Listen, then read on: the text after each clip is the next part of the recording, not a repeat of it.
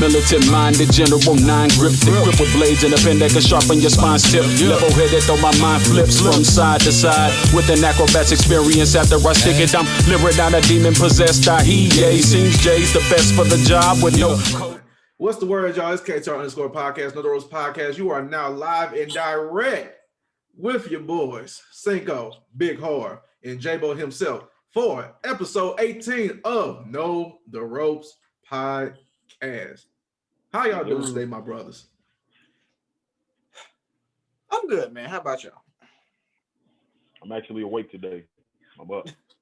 Got some energy. So we see you, man. We are good. We are live. We are blessed.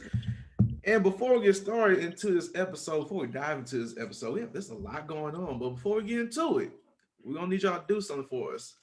Please go follow us on all social media platforms, KTR _podcast, Twitter and Instagram, Know the Rose Podcast, Facebook and YouTube. Know the Rose Podcast on all podcast platforms, Google Podcasts, Spotify, Anchor, Apple Podcasts, Podbean. We are on everything. We are in 2021. New things, new beginnings, new challenges, new leaders. You know, I had to slip that in there real quick.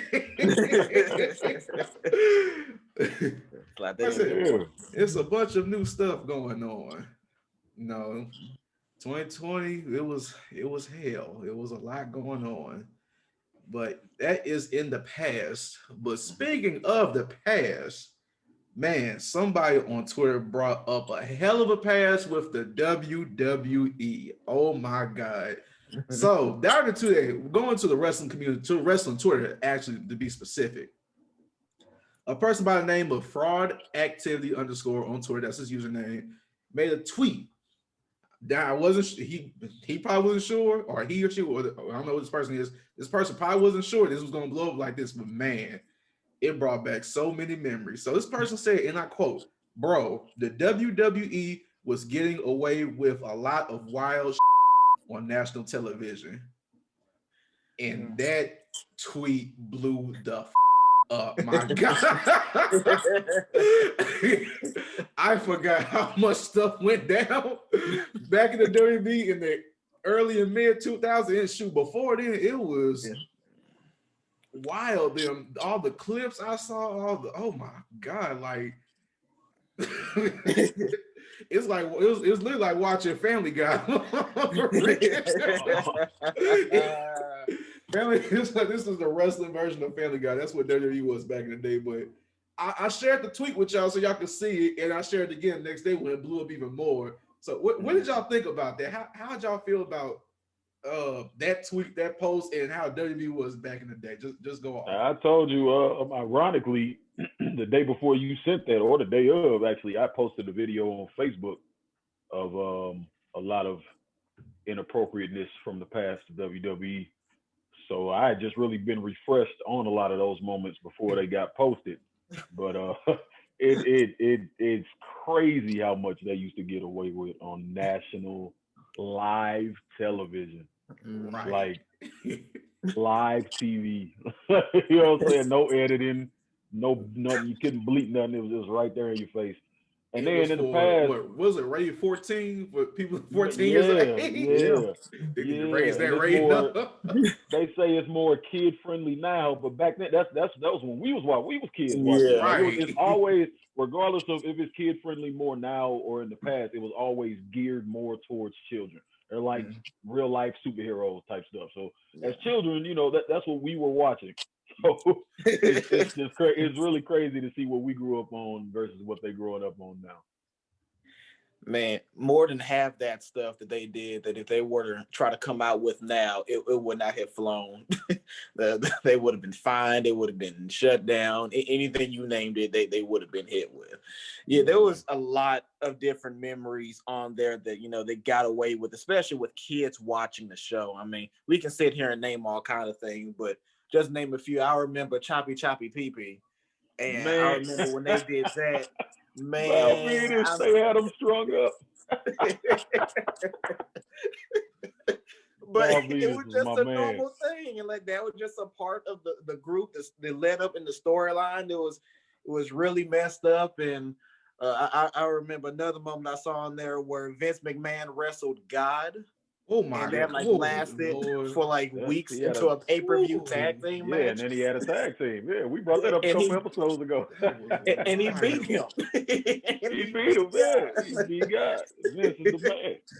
Shoot. Wow, I mean, And he we Thinking can't about the choppy pee made me think about anything involving the Godfather, man. He used to have challenges. I remember one girl, he had it was something, it wasn't even Godfather, it was the I forget dude's name, but he was like he had a Middle Eastern gimmick. And he was like some royal Middle Eastern dude. He called people out and then like try to get them to do stuff and offer money and then screw them over at the end. And Godfather came in and called some girl out the crowd and she deep throated like this fat ass sausage. And then he had to pay the girl the money and then he was mad to find out she was one of Godfather's hoes. Like live on TV, they revealed this girl was a hoe and had it out. Like it was, dog, so many moments. So many moments as children we should not have been subjected to. It's hilarious. A lot. Like man. When Jay was mentioned that thing with Vince McMahon versus God, that was probably like one of the most wildest. I couldn't believe they let that go. I couldn't believe they right. I was like, everybody has their own beliefs, and everything. See, I'm Christian, so when I saw it, I was like, oh, he had that segment in church. He said, "Strike me down." Like Shane looking at him like, "Boy, I'll read my Bible. I don't know what you're talking about." It was hard. And Shawn Michaels, he's a heavy believer. So him being in that right. Shoot, I know that had to be hard in some way, for him to do that story. Right. I'm like, Vince was on some wild stuff. He had that. The chairman, he had that. He said the N-word on on pay-per-view, but he still said the N-word in front of a black man. So that's another thing. He went straight up to John Cena right during his rise as WWE champion. Never forgive and Booker he T said, for "Keep it up." And Booker T was literally right there. Keep it up. And his no wife. backlash, with the no internet attacks, no nothing. It just kept going. Terrible.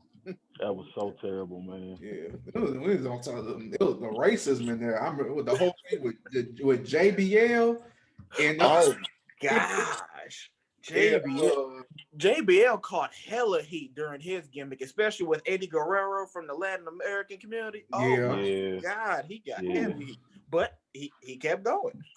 JBL didn't care, man. He didn't care at all. He took that JBL gimmick to the highest point he could. He let his belief show. It's a shame that how offensive he was is why he was so captivating. But it's also a shame that he only got that one run with the belt, man, because he was a heel. He really was. He was a top tier. He was heel, dude. He really was. Oh man. And look at that. That just ranged from what we started in the 90s. That was like 05 with JBL. Mm-hmm. So once we covered all this crazy stuff, like they had girls, they was flashing. I remember Sable had her titties out. I remember who was it? What's Jacqueline? Jacqueline had had girls flashing in the crowd on live. I thought Jacqueline was by accident. It was. It was on live TV. It was, but it was on live TV. What was the king's wife, the cat? The cat. She was gonna have a bra and panties match or something, and she's like, "I don't wear panties." Like it's live. Oh my God. So many memories. All right. I wonder why we're perverted young men now. We're perverted young men. All right, before we get lost on this subject, real quick before we transition to the next topic. Rolling around, bra and panties, barking like a dog. Oh, okay, all right, all right. No, let's go. Let's keep going. Every round was puppies. The king alone has enough inappropriate moments to last a lifetime. Hey, King Lawler, dog. All right. Sorry, man. Sorry. Damn good subject, man. You brought it up. So with that being said, all right, quick question. With all that being said, thrown out there and everything, do you think that the wrestlers back in the day in that era would be successful or survive in this new era today? Heck no. Heck no. Not with those gimmicks, no. No. Mm-mm. Different time, different audience, different fan base. It would not survive. Cool. Yeah, the gimmicks wouldn't survive. I feel like some of the wrestlers might actually be able to tweak some of the stuff they did, or adjust the gimmick just enough to pass now. But if it was like flat out take that moment and put it current, hell no. No. Mm-mm. They'd be off air. And then like we keep seeing articles and reports of Fox wanting more edgy content. Mhm. You know, they've been saying that for a few months. Mhm. And yeah, it's just, we still getting the same stuff, I feel like. Cool. No. All right. Well, you got something to say, Jabba? Or No. Okay. It pretty much the same thing Harv said. It just would not fly. What do you call it nowadays? The unfollow community, the unjust community, where people just unfollow people based on just The cancel culture.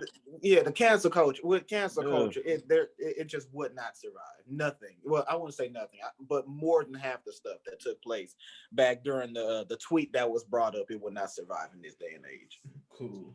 So while we're on the topic of things that are happening with the past, we're gonna talk about a wrestler from the past who pretty much had a successful career and made it out through that old era. The Undertaker. The previously retired, quote unquote retired Undertaker. Thank you, Taker. All that. He had an interview this recent times with what's that, Joe Rogan, that's his name? Joe Rogan, yeah. Yeah, Joe Rogan. And in the interview, he had a couple choice words he made that kind of rubbed the wrestling world the wrong way. Well, with the new school people, I should say. And we're gonna check on that real quick. And the quote was talking people are like just comparing the eras like back then to now. So he said, in the era of guys to those were men, talking about his era. You go into a dressing room nowadays and it's a lot different. I remember walking to my first real dressing room and all I saw were some crusty effing men. Half of them had guns and knives in their bags. Shit got handled back then. Now you walk in, there's guys playing video games and fucking making sure they look pretty. It's evolution, I guess. I don't know what it is, but I just like those eras, man. I like when men were men. So, obviously, times are different from back then to now. You know, everybody can't be crusty. Like I like to use lotion. I don't know about them, but yeah. But, What the hell? I like to keep myself clean. I ain't trying. I get it. Right, I get pedicures and manicures and everything like that. I put on deodorant. Yeah, I make sure I look cute. No homo. Yeah, but My God.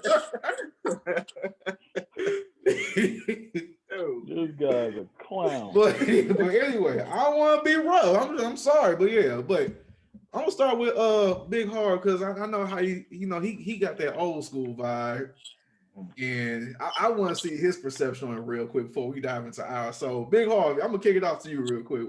How you feel about that? Yeah, being the residential old crusty man who doesn't get his nails and feet done, but does wear deodorant because that's just hygiene. I feel like he worded it very deliberately.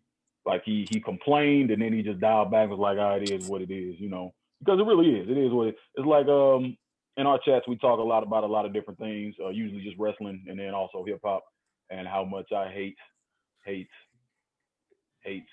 but tolerate the new wave of hip hop. It's kind of like what he's saying with the wrestling business. Like, it's not what it once was. It's not as pure, I think is what he's trying to say when he says when men are men, they're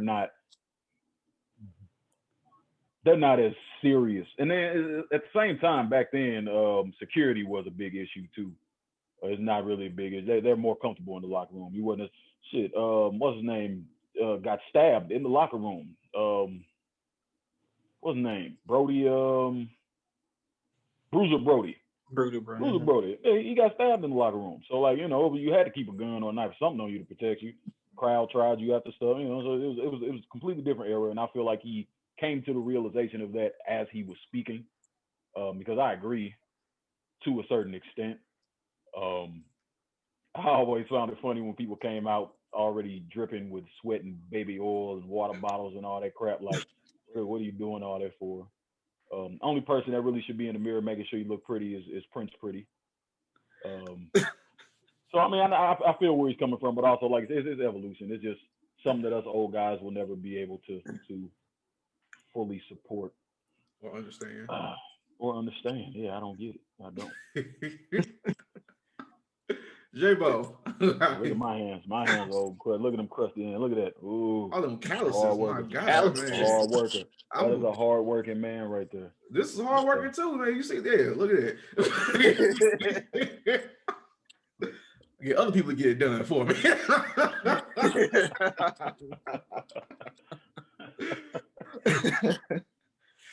Oh man, I don't know. I for the most part I don't agree, but as Harv was saying, yeah, I think he started to get to a realization that that's just the way it is. I mean, when I was reading on the interview, when I was listening to parts of it, what stood out to me was the fact that times are definitely different now. Like he said, you know, you come into the room and, you know, guys are trying to look pretty or whatever. That's not necessarily on the wrestlers directly. I mean, if you look at Vince McMahon and the type of, you know, wrestlers he push up to the top, it's the young, it's the muscular, it's the ones that look good. So, of course, wrestlers are probably going to try to focus on that more because they know that those type of wrestlers normally get that higher spot. And then, yeah, I mean, I can see the sense of, you know, times are, I guess you could say, softer or more relaxed. I like the term relaxed more relaxed than it was back in the day. And, you know, that's just the change of times. And, you know, Undertaker, he may not feel too comfortable with that. I'm pretty sure a lot of, you know, older school wrestlers feel the same way. But if you look at it 10, 20 years down the line, the wrestlers of this generation is not going to care for the next generation comes up. So, I mean, I think he's just speaking pretty much just from his experience. And the last thing I'll add on to that one, what was being put on TV was completely different. Like we just talked about all the wild stuff they got away with. Well, back then, you know, they didn't really have too much of a age restriction. I mean, what was it, like 14 plus they said? But I mean, they can get away with that. Nowadays it's PG and they try their best to stay within that range. So that already puts limitations on a lot of the guys from doing what they probably will want to do, but they pretty much can't. Difference is it's just a difference of generations now. But I think Undertaker gets that. I think a lot of guys and girls who comes in who makes a difference, I think they understand that. But overall, I agree with the fact that he's understanding what he was trying to say. But just his statement alone, no, I don't really agree. It's a different time. I mean, and then just to add on real quick before Sam say what he got to say, he can't act like folks like Shawn Michaels wasn't in the mirror when he walked in. Shawn Michaels and the Body Donnas and Brutus Beefcake and all them cats, you know they was in the mirror, dog, with the little one ear ring dangling. They had the rock star like looks and all that, you know what I'm saying? Like rock, they was in the mirror, bro. You saw it somewhat. You can't act like it's just completely foreign. But yeah, right. I'm pretty sure Shawn Michaels had his own locker room if that was the case. You know he did. Being there with everybody. You know he did. That boy was cocky. Best type of wrestlers. But with that, you know, like I said, a lot of people do not like change, you know, and it's hard to just adapt to that new feeling, to what you're used to for a majority of your life, you know. And it's hard too for Taker, because I'm sure, like, because since he makes his like 1 or 2 appearances a year, he just pop back up in the locker room to see people over in the corner playing video games, or people doing this, high five and shaking hands, you know, and everything. So, you know, I would think, you know, he probably is comfortable with that now, you know, as age, you know, at least people show him respect, you know, when he comes in the locker room. That's a given thing. But shoot, like, think about it. If we were wrestling, if I had a knife or a gun backstage, we get arrested. So we can't do that no more. So that's very true. Let a wrestler be caught with a Glock 19 or something in his bag. It's a wrap. You see he get released on that day on Twitter during the show. We like, what's going on? So yeah, like stuff like that just can't fly no more. And it is what it is. Like new times, new eras. Just gotta give it the program, adapt and adjust. And if you like it, you like it. You don't, you know. Yeah. Period. It don't matter if really matter for Undertaker because he did his thing. He is what he is. He's the GOAT in his generation, all time, whatever. So it don't really matter. So he good no matter what. Now if it's just some random old wrestler that just had like a limited career, then like, okay, you just need to sit back and just be quiet, you know. Simple as that. Yeah. All right, cool. Y'all ain't nope, we going on. Yep. Trying to do the timing well, so I didn't want to get sidetracked. So we're gonna move on into the middle of the week with our wrestling, and that is with Impact Wrestling in AEW. Yes.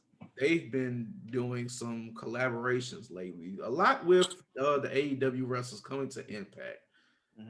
And it's actually been good because now since some of us are busy with our schedules now, I have to start watching on Tuesdays with Impact and doing live tweeting. No, I'm not going to out there. But yeah, so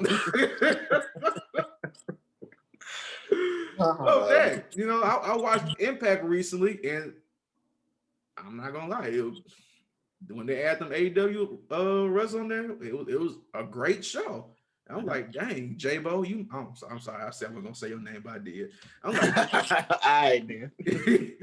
you missed out. I'm like, this was a good show, and they're going to continue to do this. And they started the whole thing with Kenny Omega, and the whole thing against with Rich Swann, and they got with a Private Party. They had their tag team match recently against dang, what's the name again? Oh, I forgot. But they probably are gonna go against Good Brothers later on in Impact. So they are the contenders now. Yeah, and so with that, it's actually help boost Impact because Impact. Well, first off, Impact was never a bad show.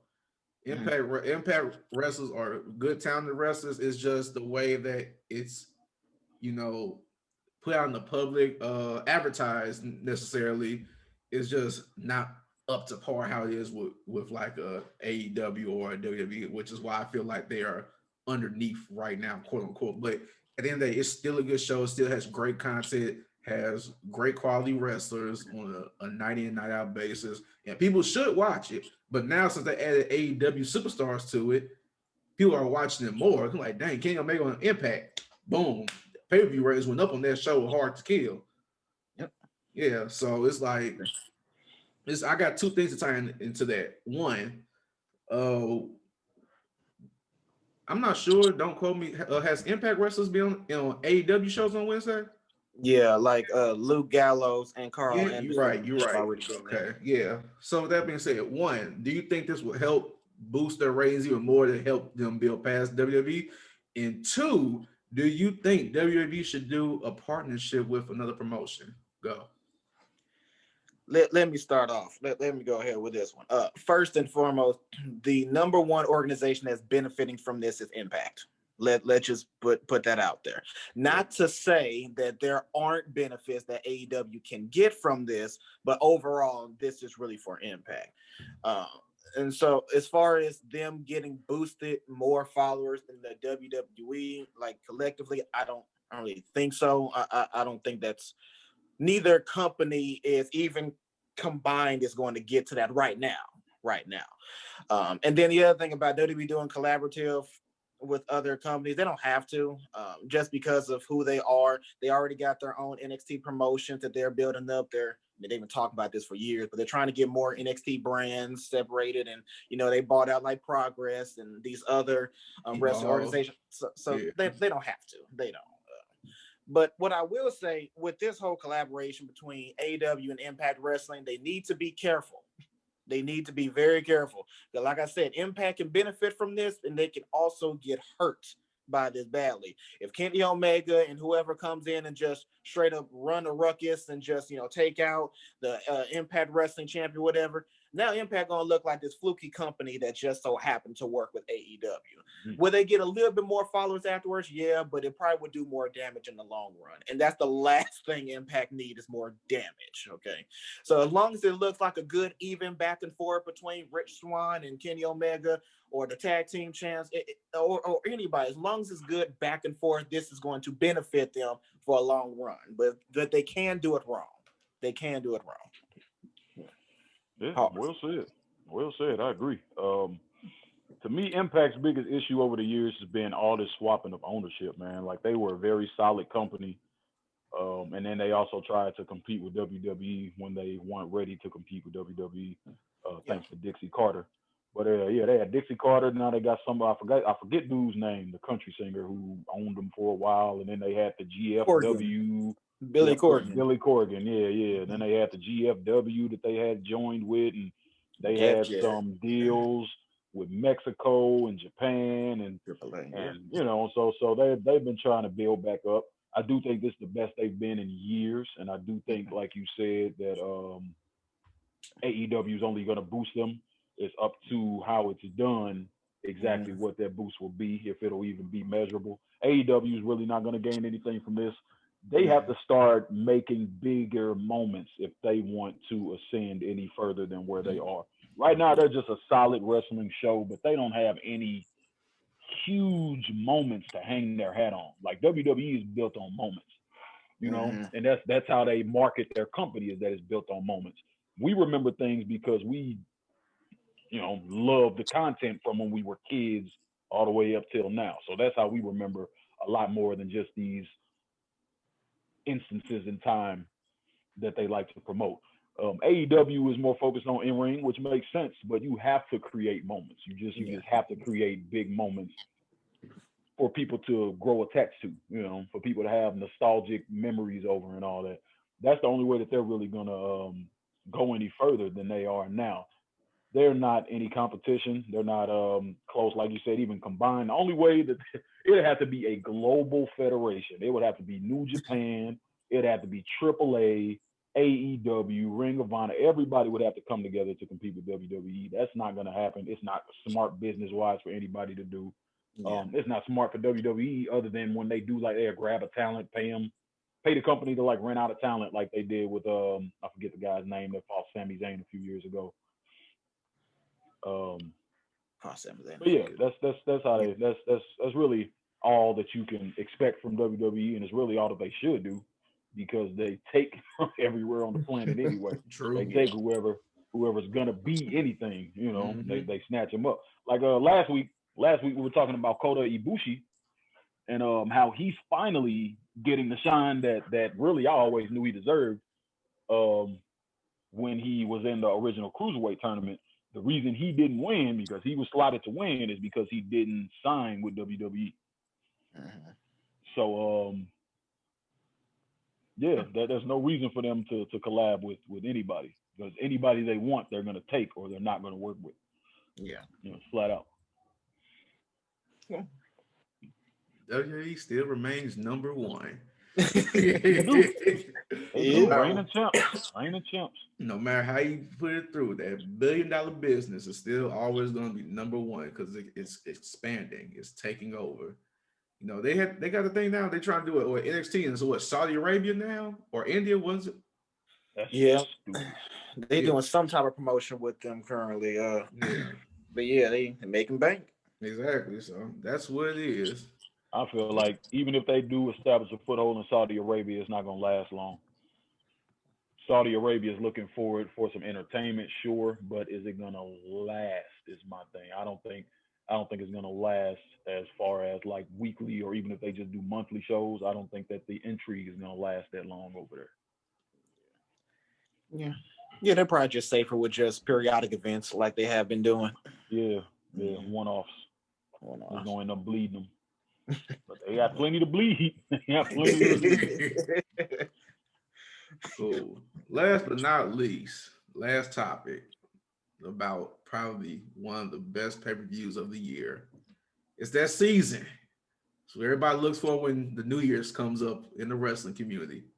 Royal Rumble. Arguably the best pay-per-view of the year. It's my favorite, I say. But it's very anticipated. I ain't gonna say the best. You never know if it's gonna be good or not, but you know something. It's just that because of the Royal Rumble match. It's just you're right. The anticipation. It's what's coming out of it that you're more excited for. It's that along with Survivor Series, because that's around my birthday, and WrestleMania. So yeah. That's why I like Survivor Series. But with Royal Rumble season upon us, it's gonna look different, you know, since there's no live fans, so that countdown gonna be different, you know. Right. Yeah. And I feel like now it's I didn't even like think about that. Oh man. I know, yeah, that countdown gonna be different. It's gonna hit different, you know. It's gonna, Oh man. and I think it's with the superstars, you know, they're gonna participate in it. I'm not sure if we're gonna have like any like surprises this year, but you never know, you know. You never know. You know, anything can happen. But looking at it, I'm honestly not sure who will win this year. It's honest, it's really a toss up because usually you have a strong idea like who's gonna win with like new surprise, new entrants and storylines that are tying them together. But like right now, it's honestly up in the air because like a lot of like the main superstar, well not a lot, but like some of the main superstars right now are just like on a hiatus or they're just not on TV right now. A lot of the legends know it's really past their prime and they're not wrestling anymore. So you don't know if you're gonna get that one time half timer, you know, to come in and just get a quick title run real quick. So that's not gonna happen. And with you know, we talked about this last episode with you know storylines not really being built as strongly as they were in the past, so that plays a part too. Mm-hmm. So with this one, it's honestly a toss up. So this is gonna be my question. And this could probably tie to like a lightning round thing too, because I ain't got no lightning round questions either. So with this, who are your top 3 choices to win the Royal Rumble? We're gonna start with the men first. So J-Bo, who are your top 3 choices that you think will win the Rumble? This one's difficult, man, because there's really no real build up as to who potentially could.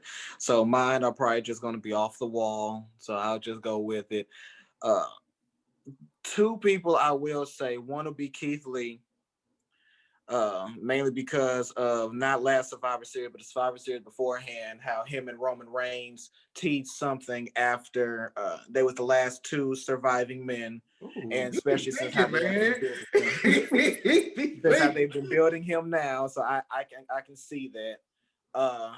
Let's see. I don't want to say Shinsuke, mainly because I think he's just a temporary piece. You know, I'm gonna throw in Cesaro. I don't think they'll give it to him, but I much rather Cesaro than anybody else. And then I'll throw in a legend. I want to say The Rock. The hell? Really? I want to say The Rock comes in and just surprise everybody, but whatever. I'll go with Edge. I'm gonna go with Edge right now. I was thinking Edge myself, honestly. Yeah. Edge? Yeah, because you know they said he's slated to return around WrestleMania this year. So it's about that time. So I wouldn't be surprised him coming back in, and I don't know. Randy Orton could go back for that belt if he feels like it, but I don't know. I just feel like Edge can pop up for a belt anytime. You know that. Yeah. Well, he's the greatest of all time, so he can do that. Yeah. All right, Big Harv. Who is your top 3? I'm gonna go with Seth Rollins returning. I'm gonna go with Bray Wyatt, and I'm gonna go with The Big Show. No, I'm gonna go with well, I'm gonna go with Braun Strowman. I'm gonna just give him one. Cool. All right, my top 3. Let's see here. My first one is Samoa Joe. I feel like he's due for. I don't know why he's because he's called a commentator, so he probably won't take him off. But like he's due for return, so he like I feel like that'll be like you know the most surprising because it's less anticipated because he ain't stepped in the ring or they mentioned teasing about getting in the ring for a while. So I feel like it may be him.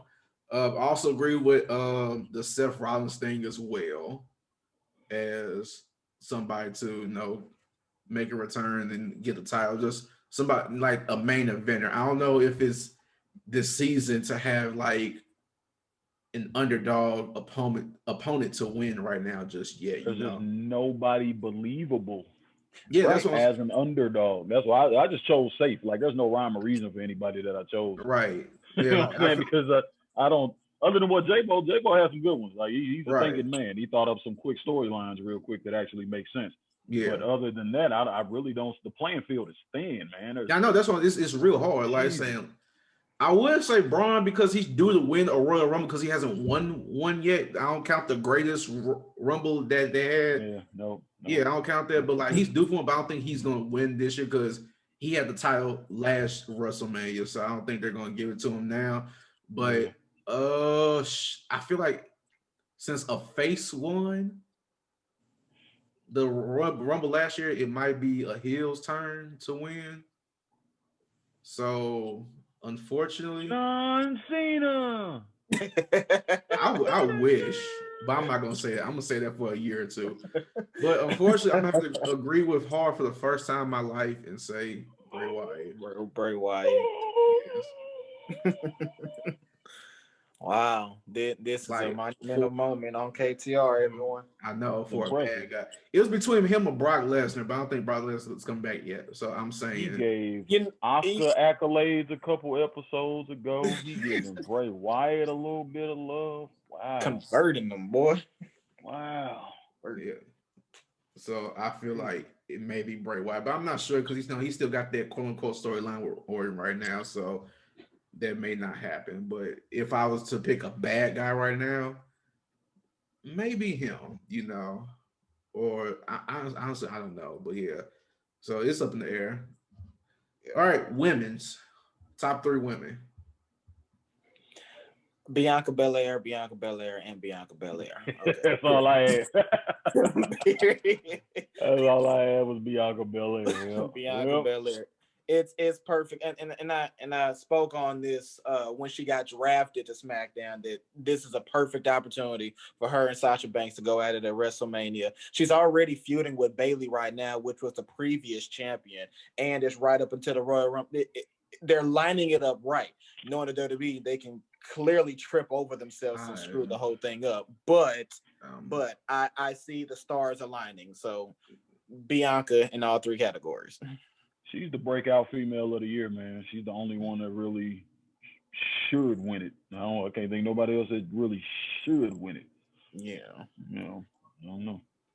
I hope y'all are prepared to be disappointed at the Rumble because as much as I want Bianca to win, it's not going to happen. Who do you think? It's not. Because like I said, the storyline with Bayley right now. That's the only reason why I say she's not going to win. Because she's in that current storyline right now, and it's too close to Royal Rumble season.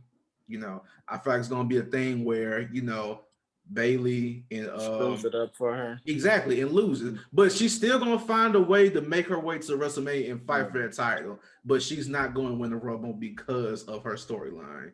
So nobody from SmackDown is going to win this Rumble because they're saving that. So it's going to be somebody from Raw. And this is going to make Harv mad, but Charlotte Flair. No. It's going to be Charlotte. And y'all it's not going to be Charlotte. No, it is not. You don't want it to happen, but it's going to happen. It's going to be Charlotte. Going to be Charlotte.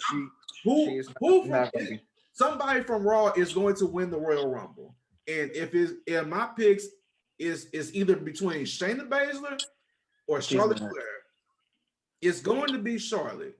Y'all gonna have to live with that and deal with it. I know y'all hate it, but she's the queen. They're the only person that they have trust in right now. Is going to be her because they don't know their storyline right now for Raw is going to be lost. Asuka has not defended her title in who knows how long, and they're going to have her keep that title until WrestleMania because they don't know how they're going to put her in another storyline for the next pay-per-view, which is next month, and for the following. So they're just. I'd rather it be Lana.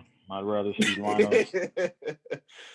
They're gonna have this match. They're gonna have this long time feud since they're tag team titles, they're tag team champions. They're gonna lose their titles somehow, some way to build this feud even more, and that's how it's gonna go. Charlotte Flair is going to win the 2020 Women's Royal Rumble, and we have to deal with it. I'm sorry, Sam. You're making sense because they are tag team champions right now. I will give you that, and that's how WWE does their storylines, where they have them as tag team champions, make them look good, even though they're random tag team, and then they start having dissension, and then one of them turns on each other. We don't know which one. Heck, it could be Asuka. You know, it might be a thing for a heel turn. You don't know. And it's like it could be anything. And yes, you're making sense. It's just throw the whole Royal Rumble away if you have. Ooh, I just thought about something good. Just thought about something good. I'm sorry for interrupting, but no, go ahead. Alexa Bliss and Bray Wyatt. Okay, see that makes better sense. Okay, that's another option. It's gonna be somebody from Raw winning this Royal Rumble. From I'd rather it be Alexa Bliss than Charlotte. The men, I don't know. Like I said, my 3 picks is gonna be Shayna Baszler, Charlotte, or Alexa Bliss. It's gonna be 1 of 3. I would agree with that. So my top 2 is definitely Alexa Bliss or Charlotte. It's gonna be one or the other. They're gonna figure out a way to do that. It's gonna happen. But Bianca is not winning. I'm sorry. Next year she will. It's gonna be Bianca or Lana or the table, because I think the table. The table will be entered in the match. The table gonna toss the table over the top. Who tossing the table? Yeah, the table got unfinished business. Who tossing the table over the top? Nobody. Yes. No. Alexa Bliss is the only one that's sensible from what you said. That makes sense too. Yeah, Alexa Bliss makes sense. I don't get that one. Yep. So that's how it's gonna go. That's how the cookie crumbles, and we're gonna be disappointed because Bianca's not winning this year, unfortunately. I will only be disappointed if Charlotte wins. I am going to laugh and be all in your ear if Charlotte wins. The Queen. What's she like with the 13-time champion? I don't know. It's double digit now because she's the best. She's the best. She's the GOAT now. Yes, it's okay. Live it up, Harv. Accept it. Deal with it. You can't do nothing about it. Trying really hard right now, Sam. I see the pain in your face. Trying really hard right now, man. That is episode 18 of Know the Ropes Podcast. Be sure to follow us on all social media platforms, KTR_podcast, Twitter, Instagram, Know the Ropes Podcast, Facebook, YouTube, Know the Ropes Podcast, all podcast platforms, Google Podcasts, Spotify, Anchor, Apple Podcasts, Podbean. We are on everything. This is episode 18, Know the Ropes Podcast, KTR, and we are out. What should they do, Big Harv? As long as you're not a Charlotte fan, you should pump those numbers.